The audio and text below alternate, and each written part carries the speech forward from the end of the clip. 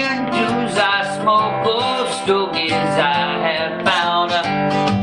Short but not too big around. I'm a man of means by no means king of the road. Well, that's the story of the journey.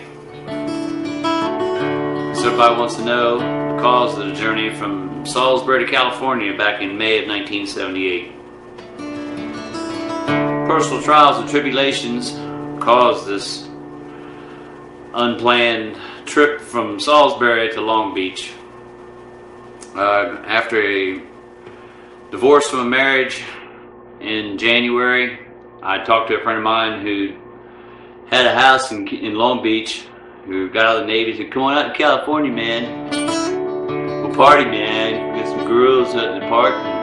And we can throw frisbee and get high and have a good old time, and I'll put you up, man. We'll have a good time. Come on out to California. Got a divorce in January. Had to travel. Had to go ahead and find other adventures and outside of Salisbury. Doing a lot of drugs, a little bit of weed, a little bit of downers at the time. And a friend of mine who I eventually moved in with said, go ahead and come on, man, let's party. And something I'm not really proud of. I hurt my parents a lot at the time, but it was something I had to go through. And I did. Like I say, I'm not proud of it. But I had to go to California.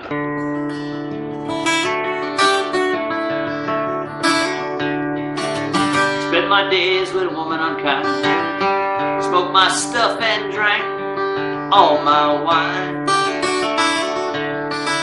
The dude said, hey man, he said, you go ahead and write some checks, man, and we'll party out, and then I'll bring your stuff out to you in California, man. I'll get the address, you let me know, and I'll go out there and I'll bring you stuff, man, and we can have a good old time. Listen to the bad advice. Said, what the hell? Wrote some checks on a Friday, through a Saturday, through a Sunday. By the time Monday rolled around, a couple phone calls came around. Hey man, this check bounced. Think you owe us some money. So, gotta go to California.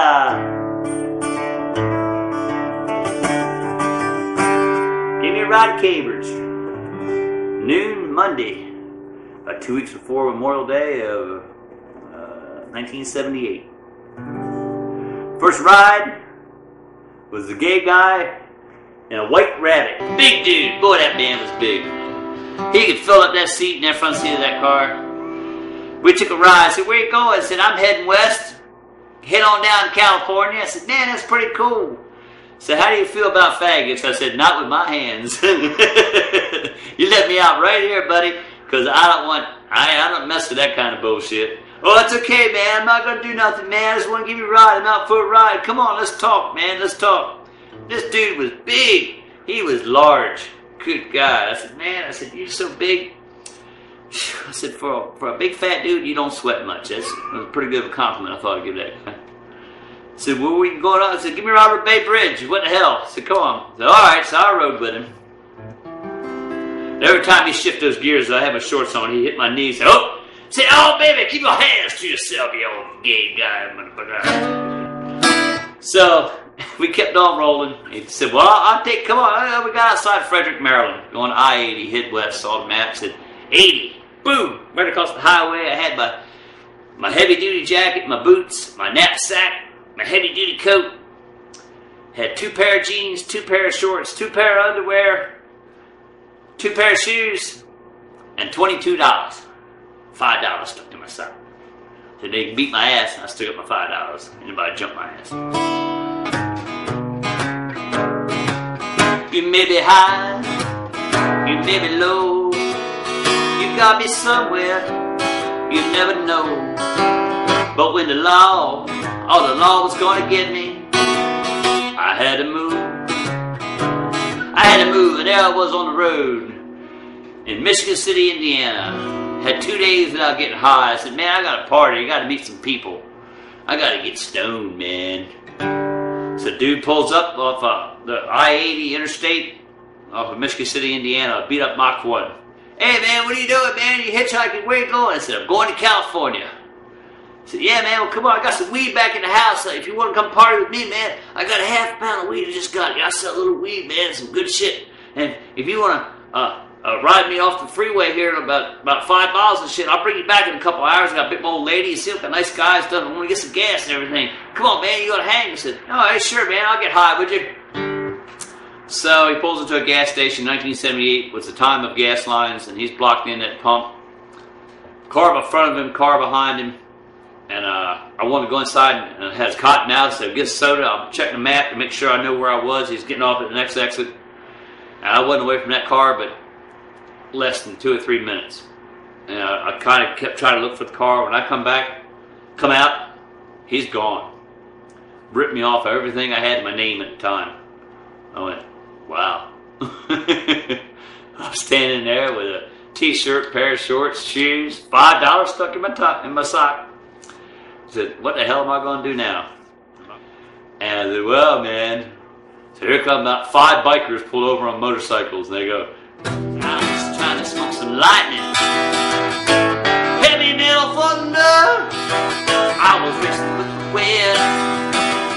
And the feeling that I was under, yeah, I was hanging with the bikers at the time." And they said, "I was going to California, man. Well, you want to get high?" I said, "Ooh, that's what got me in this situation in the first place on the road." Yeah. Said, "What the hell? Let's party." Took it back to the house, man, and they pulled out the weed, and we smoked a little bit, and they made some cheeseburgers, and we partied for a couple hours, and so, man, it took everything I owned, man. This guy ripped me off. I had no jacket on, had nothing, man, and I got to get to California. Dude pulls out a knapsack, a couple old jackets, pair of pants, an old pair of tennis shoes. Said, "Here you go, man.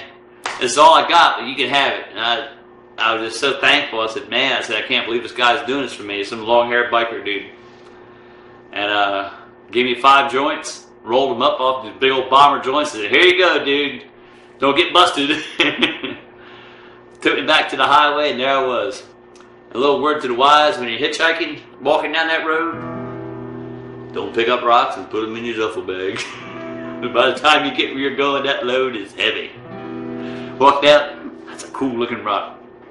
And there I was, carrying this bag of rocks down the road. Nice sharp looking rocks, man. Pretty shiny rocks. Ooh, that's a weird shape. Yeah, man. Cool looking rock, man. I like that rock.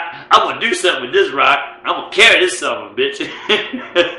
So I was rocking on down the road. One of the many stories, truckers pick me up. People pick me up riding long rides. What really scared you when you're hitchhiking is when you want to talk to somebody. You figure somebody riding a couple 100 miles want to talk to somebody. You get in a car and they don't say nothing. That is scary. I mean, you know, some people are salesmen, and you're talking your bullshit. "I'm in Salisbury, Maryland. I'm going to California."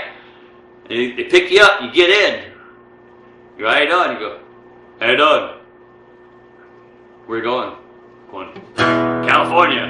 "Oh, okay." And they sit there for about an hour without saying anything. And you're going like, what is this dude's trip? He's not talking about nothing, and it's really scary. What's he gonna do? Pull out a knife and stab me in the face? I don't freaking know. But it's scary as hell. I'd rather be talking to somebody. At least, you know, they seem halfway normal.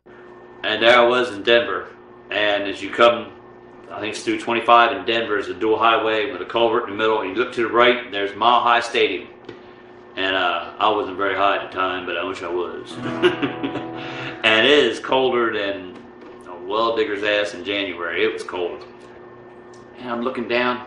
I see the moon coming up. I look down this culvert, and there's smoke coming up. Uh-oh. There's smoke. Looks like a truck. I look at the back of this truck. This truck is running. There's bushes all around it. And this pickup truck is running, and the engine's running. And I look down, and I'm getting about 50 feet away from the truck. And I say, man, maybe this guy can give me a ride. All of a sudden, it got scary. The driver's side door was open, and the bushes in front of the truck, I hear a little bit of rumbling and rustling. Well, it's got to be one of three things. Guy's taking a piss.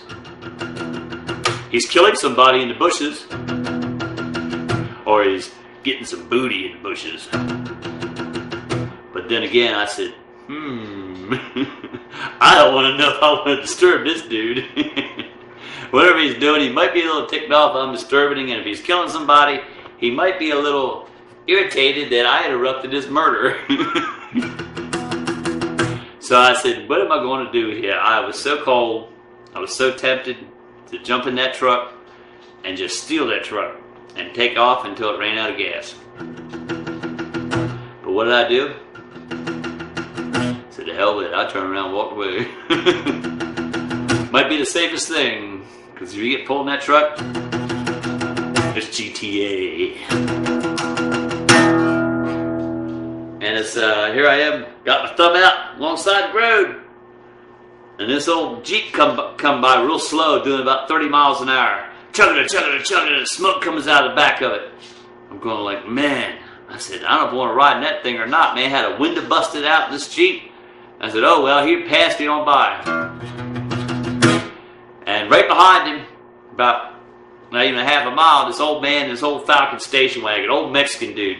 I hadn't met too many Mexicans. Spanish Americans, whatever you call them. I got in, I never forget, I got in this truck, this old Falcon station wagon. The window was busted out on the passenger side, and what's he do? Pull right behind the Jeep, doing 30 miles an hour, going straight up this mountain. And I said, man, I don't know how both these vehicles can make it up this mountain here. The incline's getting worse and worse. I said, you're following this guy? I said, yeah, man. Dude, we just got this truck, man. We got this Jeep. We're going to fix it up. We're going down. We got to get back to my house, fix it up. And it was so cold with that wind blowing through there. I said, can you drive? I said, yeah, I can drive. I said, well, I'm tired. I've been driving all night. You drive. So I'm driving this Falcon station wagon. I got a good buzz on, and that wind's just blowing in my face, going like a fog going about 35 miles an hour, going like, God, at least we can go faster. We can get out of here and get to where the hell we're going. It's so cold. And we're behind this Jeep with the smoke poured in over through the windshield, and the smoke's coming in. I'm trying to stick my head in the windshield. It's cold, and the smoke's everywhere. And the smoke gushing out of the Jeep in front of us. And going west out of Denver, you got Boulder, Colorado, and they had the painted mountains. I'll never forget it, but it's the painted color, natural coloring of the mountains. And I'm going like, and he had he said, you want a beer? I said, yeah, what the hell? And hands me Olympia beer, which is they only make it in Olympia, Washington. And I mean, boy, this tastes pretty bad. It was kind of warm, but it tasted good because it was wet. And I'm looking, I'm still kind of buzzing off this joint and going like, whoa, man, look at the colors in that mountain, man. That's pretty cool. That's amazing. And this guy, yeah, I see it every day. I don't give a shit. You know, the guy kind of looked at me and said he didn't give a damn. You know, like, whatever, I see it. I'm tired of that shit.